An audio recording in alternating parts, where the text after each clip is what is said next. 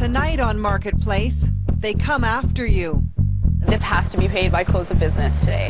whether you owe money or not. Pay your bill, pay your bill, pay your bill. When debt collectors are wolves at the door, and you are their prey. They don't care where you get the money. They don't care if you rob a bank. Can you count on the rules to protect you? If you crack down, wouldn't that be sending a message to others? We mean business. Stop doing this. We're putting out a call. I'm Rita Challey. Coming up, a special broadcast of Ontario Today. When Teaming up with our Ottawa colleagues at CBC Radio. we're working with CBC's Marketplace. I can see that our phone lines are lighting up. To put debt collectors to the test, hoping the anonymity of radio will encourage people to speak out.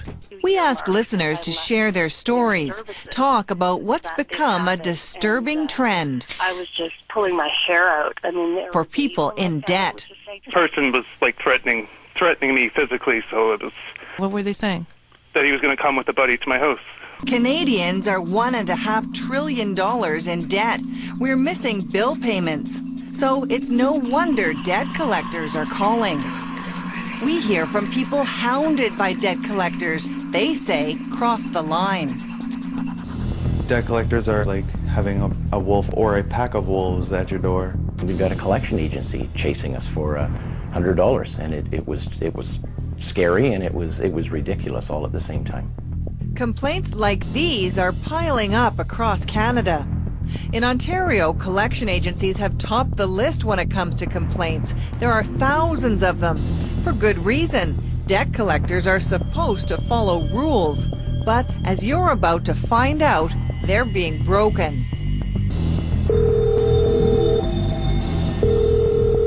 Just ask David in Toronto. He doesn't want his last name used because of the stigma of being in debt. He racked up a visa bill in university, then started getting calls for $1,400. It was like 2 or 3 months of it. Every single day. 4 or 5 times a day. It was a horrible, horrible time in this house. Like most phones were unplugged most of the time. David's collector is from Partners in Credit. He demands a down payment of $400, but David doesn't have it. So he calls back to figure out a plan he can afford. If you're looking to play games, I don't have time for that. I'll end this call. I'll send a recommendation. David records one of the calls. I'm not looking to play games. David.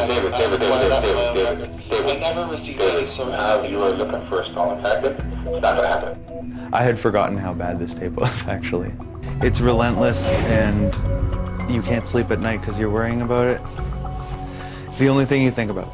We're looking for your experiences with... We're not saying it's okay to not pay money you owe. It's a collector's job to collect.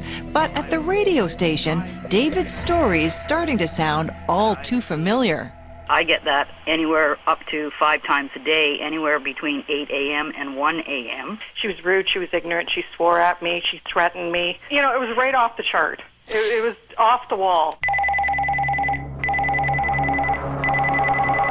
Jim Covart calls his experience off the wall, too. He says he was getting up to 8 calls a day. It sort of degraded into people like you should pay your bills. At one point, one of the gentlemen was screaming, just pay your bill, pay your bill, pay your bill, at the top of his lungs on the phone. And they really didn't want to know the facts. They just simply wanted the $100 that we didn't know. Yep, it was a billing mistake. Covart spends almost a year fighting over that measly $100 out of principle. There was no logic, no reason, and so we just sort of dug our heels in and said, no, we're not being threatened to pay $100 we don't owe. So what's going on? All collection agencies are bound by provincial rules meant to protect us.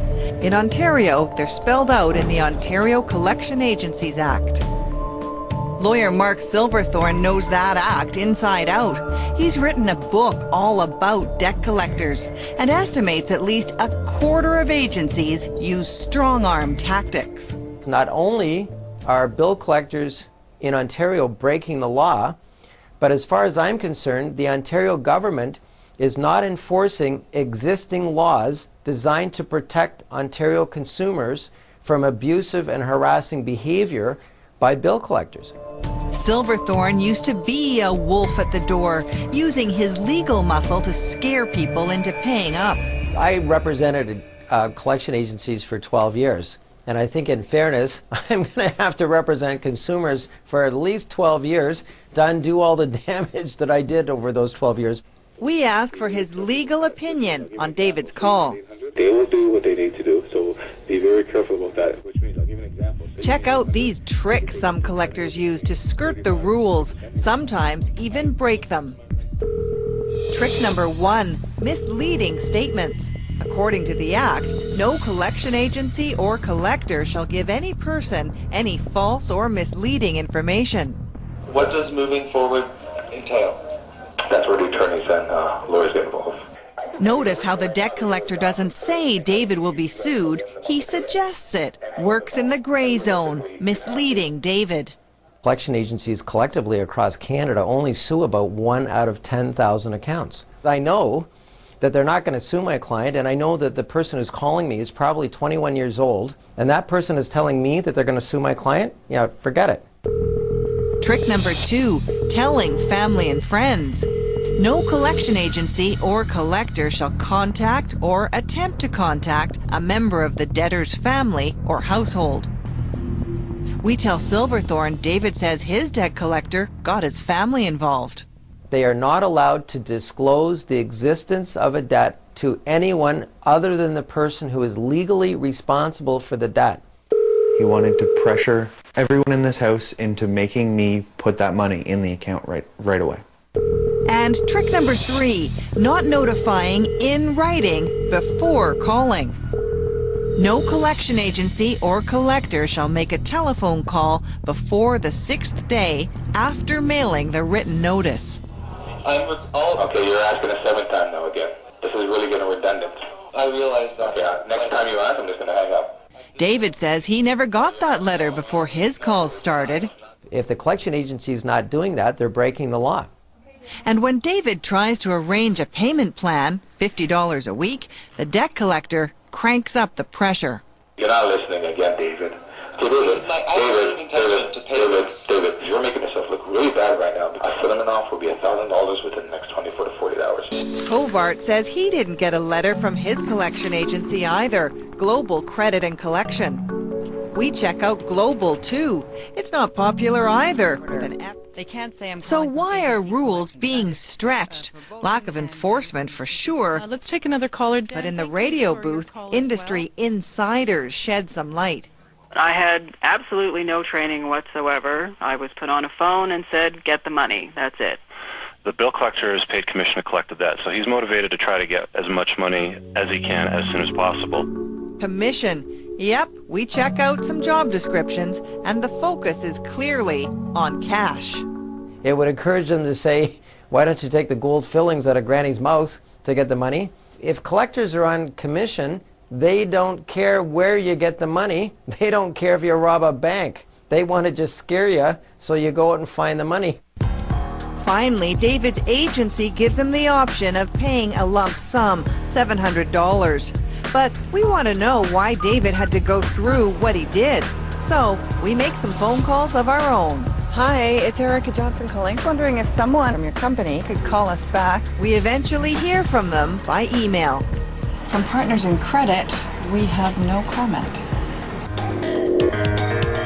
When collection agencies go too far, we're putting debt collectors to the test. They went too far. They went beyond the law. They either didn't know or didn't care. Finding out what rules they break to pull in the dough. You can't suggest that you're going to show up at their work and watch them collect their tips. That's just nonsense. Jim Kovart's credit rating was threatened too. Here we are in our 50s, and we've got a collection agency chasing us for $100, and it was scary, and it was ridiculous all at the same time. So who's cracking down on collectors? We head to Ontario's Ministry of Consumer Services to talk to the registrar of the Act. Nice to meet you. Brian Pitkin enforces the rules meant to protect us. We've spoken to a lot of people who feel they have been harangued by collection agencies. What are you doing to protect these people? What those people need to do is to make a complaint. Make a complaint? But many have. In Ontario, about 20,000 in the past 5 years. And how much were collectors fined? All told, less than $110,000. Compare that to a recent charge by the Federal Trade Commission in the States. They fine an American collection agency $1.75 million. But what incentive is there for debt collectors to stop acting this way if they're just going to get a slap on the wrist?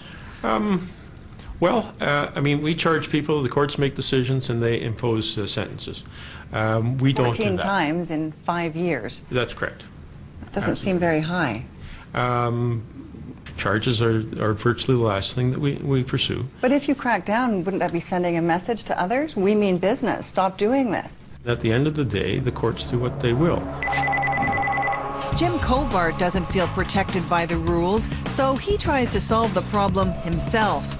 But one day, things get worse. A legal letter arrives. I am the lawyer for Global Credit and Collections. I've been asked to consider what further action Global Credit and Collections should take with your delinquent account, including possibly commencing legal action. That's the scary part. Covart gets 2 stern letters from a Markham, Ontario lawyer, Deanna Natali. That's not against any rules, but... You start thinking, wow, it's a lawyer. It's going to go to court. I'm going to have to get a lawyer. It's going to get expensive. So there's a level of fear. Turns out Natali and Global are also behind these draft statements of claim that make it look like you're being sued. There are lots of complaints about them online.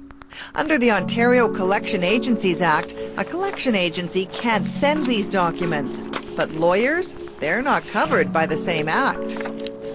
Brian Pitkin sent this letter to collection agencies back in October 2008, calling draft statements of claim deceitful and misleading. But it didn't work. In this letter, you say, I ask that you cease and no more will be said. You ask that they cease. It doesn't seem like you're exactly cracking down. I do not have the authority to order them to do anything. But you say in this letter that you have the capacity to order them to stop doing this. Well, when I tell them to do something and they don't do it, then we have to go to the next step.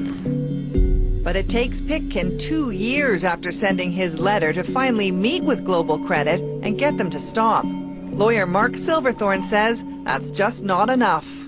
As far as I'm concerned, the Ontario Collection Agencies Act means absolutely nothing if there aren't consequences, serious consequences for breaking the law.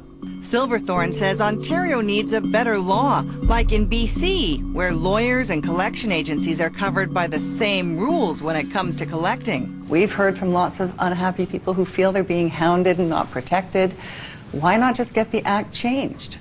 It really is a matter for the government to determine what its policy directives are, but it is not for me to tell the government what it should do. But in your position on the front lines, do you think that consumers need better protection?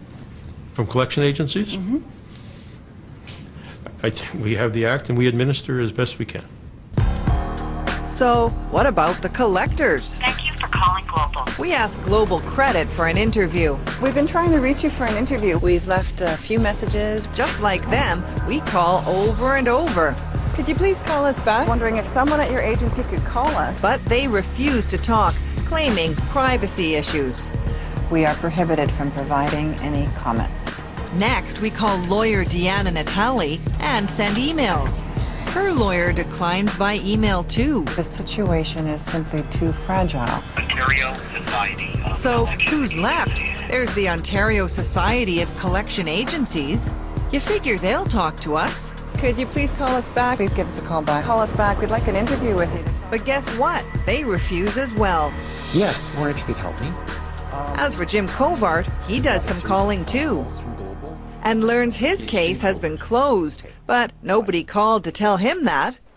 I look at the time I've spent writing faxes, writing letters, the harassing phone calls for months on end, and people should know to not give up.